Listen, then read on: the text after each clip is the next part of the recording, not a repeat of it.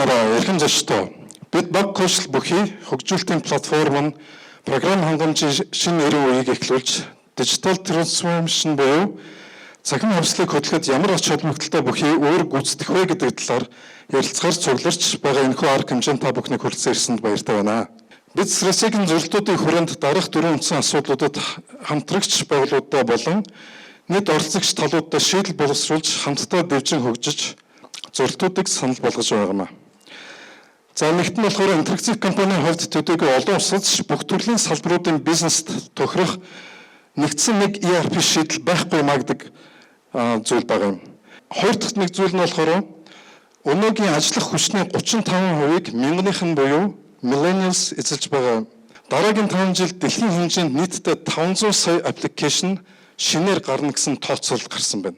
За мэргэжлийн программистуудын зах зээл дээр эрэлт дэлхийд 1 сая давсан байгаа.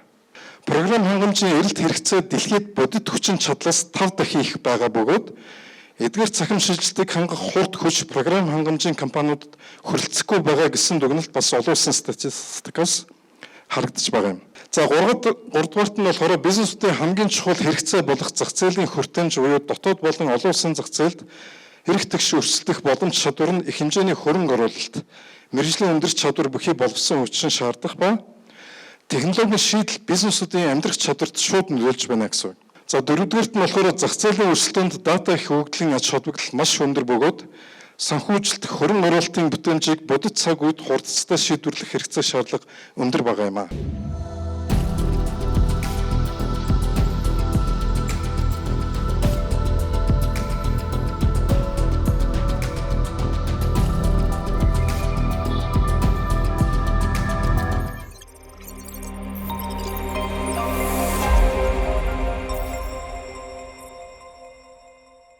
Өнөөдөр манай бизнесийн байгууллагууд дээр дижитал шилжилтийн нөхцөл байдал ер нь юу болоод байна вэ гэдэг дээр нэг товчхон хэдийн слайд харуулъя тийм. Яг одоо бодиттой манай дээр болоод байгаа нэг үзэгдлийг та бүхэнд танилцуулъя. Энд бол одоо манай Монголын бизнесийн одоо салбарын дандаа 1-2 номерын том тэргүүлэх төрөнд орцсон нэг компаниуд маань ажиллаж байна. Бүгд ERP төслүүд хэрэгжүүлж байгаа. Бидний хувьд чадах хятгаараа одоо туслаад нэвтрүүлэлтэн дээр нь одоо хэрэгжилтэн дээр нь тухайн компанийнхаа багийг дэмжиж явдаг. За тэгвэл тухайн төслүүд таагдаад хүлээлтсэн ч бай, одоо явж байгаа төслүүд ч бай, энэ байгууллагуудаас маань маш олон одоо хэрэгцээ шаардлага, өөрчлөлтүүд, change request-үүд ирдэг. За энэ талаар товчхон статистик харах юм бол та бүхэн ERP дээр бидэнд одоо 20 орчим идэвхтэй модуль хөгжүүлэгдэж явж идэг. За corporate 40 орчим customer байна. За эдгээрээс ингээд нэг customer одоо 5-аас 10, 15 хүртэл модулуудыг ашигладаг гэдээ үзэх юм бол дунджаар бидэнд нэг 200 орчим active team төслүүд явж байгаа. Тэгэхээр энэ төслүүдийн харилцагч нарт манай одоо компани 150 гаруй ажилтнууд бол өдөр тутам support үзүүлээд хөгжүүлэлт хийж яадаг. За энэ 200 төслөөс өдөртөө ирдэг ийм өөрчлөлтийн хүсэлтүүд нэг дунджаар нэг 100 гэдэг ингээ хоёр харилцагчийн нэг нь өдөрт одоо нэг төсөл нэг request ирдэг вэ, change request ирдэг гэж үзэх юм бол биднээс сардаа нэг 2200 орчим өөрчлөлтийн хүсэлтийг хийх хэрэгцээ тулгардаг. Нэг систем дээр шүү дээ.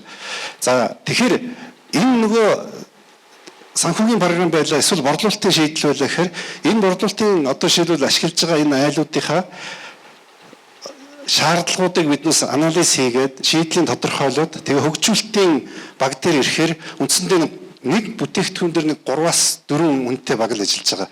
20-оор үржүүлээд үсгээр 80 хүн болно.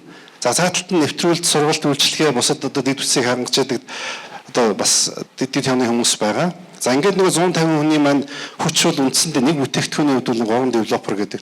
Инхээр энэ маань ямар одоо төвхтэй нөхцөл байдлыг бидэнд бий болгож байна вэ гэхээр нэг харилцагчийн шаардлага бол биднээс нэг тикетийг хийхин тулд 3 сарын хугацаа хэрэгтэй байна. Тэр 3 сарын хугацаа нь үндсэндээ 2200 одоо тэр шаардлагыг биелүүлж тэрний дараа хийгдэх ийм байдлаар ажиллана гэхээр ийм хугацаанд нөгөө манай харилцагчид биднийг хүлээнэ гэсэн үг тийм. А гэтэл нөгөө яг тэр тухайн тикетийг аваад хөгжүүлэх хугацаа нь 20 минут. Ийм хялбархан ажил байгаа. Тэгэхээр энд бол ямар нэгэн юм бол болохгүй нэ гэдэг нь бол харагдаж байна тийм. Тэгэхээр өөрөөр хэлбэл манай харилцагч нар манай одоо ERP хэрэгжүүлж байгаа харилцагч нарын хувьд бол үндсэндээ одоо тэрний шийдлийг, тэрний хүсэлтийг өгөөд 3 сар хүлээнэ. Энэ 9 цагны хоолон дээр одоо манай тэр 3 хүнтэй баг ажиллана. За ингээд тэр ажлын одоо шаардлагыг манай харилцагчид хүлээгээд ингээд сууна гэдэг бол маш их стресс. Тэгээд ардталт нь бизнесийн боломжууд алдагдаж байгаа цаг хугацаа байж байна. Тэгэхээр энэний хөгжүүлэлт нь 20 минут хийгдэг гэхээр энэ тогтолцоо бол үүндээ одоо бизнес модель бол явхаа болцсон байна. Уг нь болдог бол тэр айлынхаа шаардлагыг биднээс 20 минутанд тэгэл өгчих юм боломж бол бидэнд байгаад байсан байна. За тэгэхээр нөхцөл байдал бол ийм. Тэгэхээр энэ бол магадгүй зүгээр манай бүх харилцагч нар дээр Монголын одоо бизнесийн томоохон компаниуд дижитал төслүүд хэрэгжүүлж байгаа айлууд дээр нийтлэг л ийм нөхцөл байдал бол бий байгаа хаа гэж бодож байна. За юун төрөнд өнөөдрийн лоу-код платформ арга хэмжээнд оролцсондоо баяртай байна. Ийм арга хэмжээг зохион байгуулж одоо бизнесийн байгууллагуудад бол систем хөгжүүлэлтүүдийг бол өөрсдөө хийх боломжийг олгож байгаа интерактив компанийн нийт хамт олондоо бол баярлалаа гэдгээ бол юун төрөнд хэлмээр байна. Ер нь бол технологи маш хурдтай хөгжиж байгаа болох дээр бол одоо шинээр гарч ирж байгаа IoT developer лиценз байна. Дээрээс нь одоо digital TV-ний лиценз байна. Эдгээр бол маш сонирхолтой санагдлаа. Тэгэхээр өмнө нь бол бид developer лицензээр бол зөвхөн системийн хөгжүүлэлт алдаа засварлах юм ажил хийдэг байсан бол шинэ ийм нөгөө технологиуд одоо лицензүүдийг аваад одоо магадгүй digital TV-ний лицензийг авангуудаа үйл ажиллагаагаа автоматжуулахад яаж ашиглаж болох вэ гэдэг дээр ингээд фокуслах, ажиллах боломж бол бүрдэж байна гэж харж байна. Өмнө нь бид энэ системийг бол хэрэгжилж ирсэн. Одоо хэрэглээд явж байгаа. За тэгэнгүүт урт хугацаанд бол нөгөө ийм илүү боломжуудыг ингэж нээж өгч гин гэдэг маань бол бид хэдд бол маш том боломжийг олгож байгаа гэж харж байна. За энэ нь бол зөвхөн нэг бизнесийн байгууллага биш одоо Монголын зах зээл дээр байгаа бүх компаниудад бол томоохон боломжийг бол олгож байгаа нь бол маш одоо сайшаалтай хэрэг байна л гэж ойлгож байна да. Манай хүн компаниудын хувьд бол анх байгуулагдсан цагаас нөгөө Veritech ERP-г ашиглаж байсан. Одоо болохоор манай хүн компаниуд 4 компани байгаа. Тэгээд бид нэр дахиад энэ жил лицензээ шинжилээд бүх компаниудаа ERP-г нэвтрүүлэхээр ажиллаж байгаа. Манай хувьд бол илүү архитекторийн тэр лицензийг ер нь бол илүү сонирхож байгаа. Development-ийн асуудлууд ер нь явж яг төлөвлөлт архитектор шийдэл гэдэг юм дээр очиод ер нь гацах асуудлууд аюул их байдаг учраас тэр тал дээр нь илүү хамтарч ажиллах ер нь хүсэлтэй байгаа. Тэгээ вижны хувьд ч гэсэндээ илүү нэгдэж байгаагийн хувьд тэр тал дээр хамтран ажилламаар байгаа. Тэр лицензийг илүү сонирхож байгаа. Green Group-ийн хувьд 2021 20 оноос хойшоо Veritech програмыг ашиглаж явж байгаа.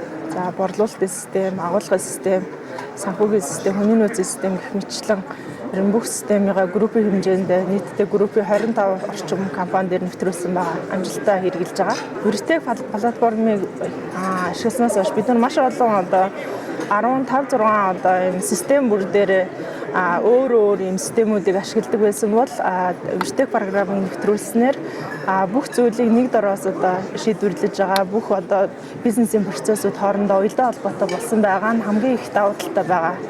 За мөн бас яг тайлан болоод одоо тайлгнлын систем, бусад одоо хамааралтай зүйлүүдийг хөгжүүлэлт хийгээд одоо цэсүүдийг модулуудыг хөгжүүлэлт хийхэд бас маш их давуу талтай юм уяатан системтэй байгаа нь хамгийн их давуу талтай байгаа.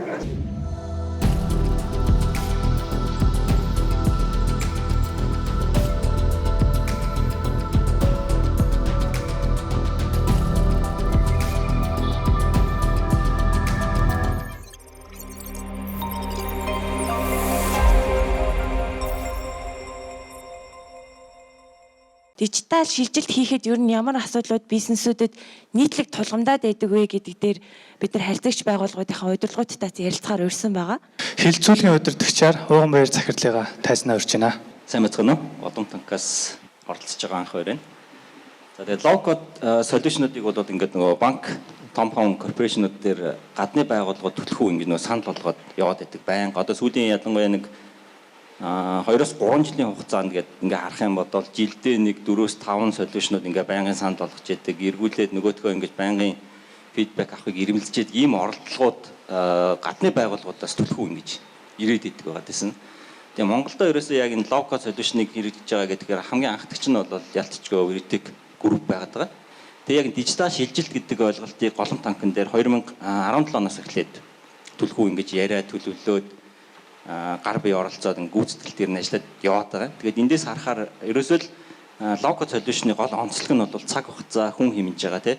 Одоогийн бизнесийн технологийн хурдтай хөгжлийн үр дүнд нь юу байгаад байна гэхээр ерөөсөө л тухайн байгууллага, тухайн хүмүүс хурцтай хөгжин, аль эсвэл амар тийм нөө expand хийсэн нөөцөөр дайрах одоо 20, 30, 40 магадгүй 50, 60 ийм программистуудтай, технологийн хүмүүстэй ийм багаар ажиллаж ээж хэрэгцээ шаардлагыг хангах гэдэг.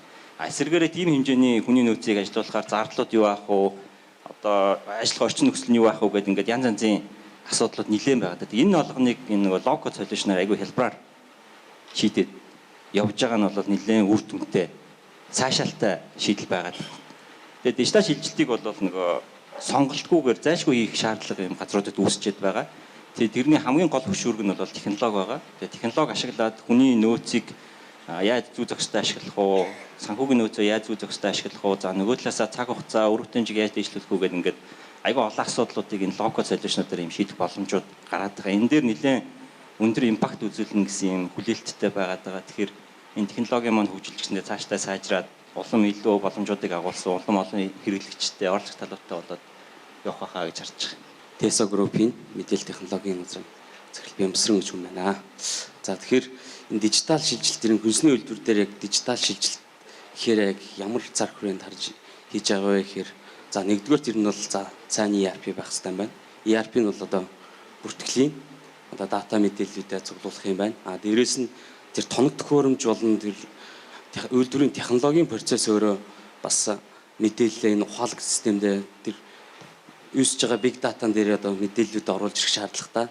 Тэгэхээр тэрэн дээр одоо Vertic-ийн санал болгож байгаа IoT лиценз, мобайл лиценз гэсэн энэ үед лиценз бол одоо манад бол одоо маш хэрэгтэй лиценз юм байна гэж харж байгаа. Дээрээс нь тэр low code гэдэг платформын давуу тал нь бол одоо бид нар нэг дотооддоо үйлдвэрийн систем ингээд өөрсдөө хөгжүүлсэн. Гаднаас ингээд үйлдвэрийн систем авахаар яг манай шинж чанар таарахгүй, процесстэй уялдахгүй. Тэгэхээр ер нь тэрийг бид нэр өөрсдөө кастомайз хийх нь зөв юм байна гэж үзээд дотооддоо одоо үйлдвэрийн систем ингээд хөгжүүлсэн явж байгаа. Гэтэл одоо тэн дээр ямар асуудал гарч байгаа вэ гэхээр за нэг хөгжүүлэгч маань ингээд за ямар нэг байдлаар ингээд ээлж амралт авдаг, ямар нэг байдлаар ажил дээр ирэхгүй болоход нөгөө хүнээс хамааралтай дараагийн хүн шилжүүлэх гэхээр хэдэн мянган мөр кодыг одоо ингээд шилжүүлж өгөх юм шаардлага байгаад байдаг. Тэгэхээр тэрийг бол одоо би энэ low code платформ бол шийдэж өгч байгаа гэж харж байгаа. Энэ бол одоо ингээд хүнээс хараат байдлыг бол болгож өгж байгаа бол энэ хамгийн том давуу тал гэж хараад байна. За сайн байна уу? Unitel-с санхүүгийн төлөөлөл. Тэгээд за бидний хувьд бол одоо бол эхний өөрчлөлт болохоор процессорын инженеринг гэж нэрлэж байгаа. Өөрөөр хэлбэл бүтцээ нэгдүгээрт маш зөв оновчлох ёстой. Хоёрдугаарт процессоо сайн одоо реинженер хийх ёстой. Тэгэхгүй бол одоо юуны системийн хэрэгцээ шаардлага бол одоо endless юм байна. Нөгөөтэйгөр эдгээр газруудад манай ERP нэгж зөвхөн системийн шийдэл гаргаж өгөх биш, процессыг яаж илүү одоо зөв байлгах юм бэ гэдэг талаас нь илүү сайн оролцож, зөвлөж, за тэгээд тэрийгээ дараа нь яаж системчлэх вэ гэдэг талаасаа илүү зөвлөж ажиллахаар болоод одоо бол явж байгаа. Citizen developer-ыг хөгжүүлэхээс гадна одоо ахаа цаашаа байгууллага дотроо газруудын зүгээр энгийн мэрэгжилтэн энэ дээр өөрсдөө яаж систем хөгжүүлж болох вэ гэдэг одоо юм чиглэл рүү аваачих. За тэдгээр улсуудыг мөн магадгүй одоо ингээд манай Vertic-ийн зүгээс төвшүүлж байгаа шийдлийн дагуу энэ developer-ын community руу оруулах энгийн дээр одоо өдөр тутмын өөрсдийн хэрэгцээгээ яаж өөрсдөө системээ хөгжүүлээд явах уу гэдэг энэ чиглэл рүү одоо аваачих гэсэн нэг ийм хэрэгцээ шаардлага байна гэж бол харж байгаа. Тэгээ энэ дээр бол одоо Vertic-ийн төвшүүлж байгаа энэ developer community гэж байгаа энэ одоо чиглэл бол яалтчгүй зөв. Ийшээгээ бол одоо зөвхөн ERP мэрэгжилтнүүд программист хүмүүсийг биш энгийн одоо ажиллаа хийж байгаа улсуудыг одоо хамруулах нь зүйтэй гэдэг ийм одоо бодолтой байгаа. Тэрийг бол нэлээд дэмжиж бол одоо хүлээж авч байгаа. За оролцогч нартай баярлалаа. Ер нь зөвхөн энэ их том сэдв тэгээд өнөөдөр магадгүй зөвхөн энэ компани нэг юм танилцуулга маягтай ийм юм дээр одоо яригдж байгаа хэдий боловч бас бидний ярьж байгаа сэдв бол ирээдүйн Монголын энэ том бизнесүүдийн ирээдүйн лидерүүд энд сууж байгаа гэж бодож байна. Өнөөдөр дижитал сэдв бол ингээд тодорхой нэг IT-гийнхний ч юм уу нэг ийм ойлголт бол стил хэвээрээ байгаа юм байна гэдгийг бол манай оролцогчид бас дурдж байна. Тэгэхээр цаашдаа бол мэдээж нөгөө бизнес бол дижитал байна гэдэг нь бол сонголт төшөө гэдгээ бол бүгд ойлгодог. болох ёстой манай жижиг дунд том бизнесийн удирдлагууд байна те. За тэгээд ер нь дүгнээд хэлэхэд бол за манай бүх одоо корпорат оролцогчид бол өнөөдрийн байдлаар бизнесийн стратегитай дижитал шилжилт гэдэг зүйлийг тусгацсан байгаа юм байна. Дижитал шилжилтийг хийх энэ олон аргуудаас бас энэ лоу-код гэдэг шилжилтийн лоу-код девелопментийн энэ арга зүй төлөвлүүдийг бас маш өндөр түвшинд судалсан байдığım байна. За энэ одоо бидний хийж хэрэгжүүлдэг төслүүд дээр бас маш олон ийм сайхан бүтээгдэхүүнүүд бас хийгдсэн байдığım байна. Тэгээд энэ ажил маань ингээд цаашдаа бизнесийн байгууллагуудын дотоод үйл ажиллагааны оптимизац, зардлыг борлуулалтыг нэмэгдүүлдэг, гол нь бас зах зээл харилцагчтайгаа гинжин хэлэхэд нэг тогтолцоонд байж чаддаг, эргүүлээд дотоод хүний нөөцийн асуудлуудыг хүртэл ингээд одоо шийдэх ийм боломжийг олгож байгаа ийм хандлага, чиг хандлага бол манай тэргүүлэх бизнесийн байгууллагууд дээр бол явж гин гэдэг нь бол сая харагдлаа. Тэгээд энэ дотоод бизнесийн одоо процесс автоматжуулалт, дотоод хүний нөөцийн асуудлыг бид хэрвээ амжилттай 24 онд дахиад том прогресс хийж чадах юм бол ер нь цаашдаа эдийн засгийн одоо секторуудаар нь төрөлжүүлсэн тэр онцлог бизнесийн секторт зориулсан шийдлүүдийг хамтдаа одоо гаргах ийм бас боломж бүрдэж гэн гэж бид бүхэн харж байна. Гэхдээ зөвхөн интерактив ганцаараа энэ ажлыг хийхгүй монголчууд одоо ИТ-ийн болоод бизнесийн компаниуд маань бүгд энэ тогтолцоо руу шилжээд өөрсдийнхөө чаддаг хэсгээрээ хөрөнгө оруулаад энэ асуудлуудад дээр одоо шилбэл эдийн засгтай юм том хөдөлгөөр болгоод хувиргачих ийм боломжийг бас бид нээхийн төлөө том зургаар нь л одоо харж ажиллаж одоо амжилт гаргахын төлөө хичээж ажиллая гэдгээ та бүхнийхээ өмнө бас амлая. За тэгээд өнөөдрийн хэлэлцүүлэгт оролцсон бүх панелистуудтай баярлалаа. Та бүхний ажилд нь амжилт хүсье. Одоо